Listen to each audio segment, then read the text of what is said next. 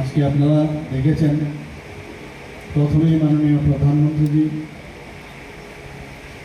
যে পেহেলগাঁও কাশ্মীরে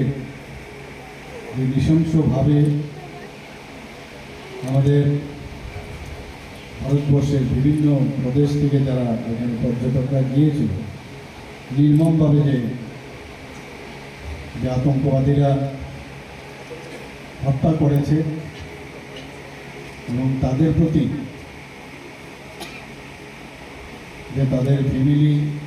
প্রতি উনি সমবেদনা ব্যক্ত করেছেন, আমরাও ব্যক্ত করেছি, সেই বিষয়ে উনি আলোচনা করেছেন। উনি সেটাও আলোচনা করেছেন যে এই যে আতঙ্কবাদী হামলা তার কারণটা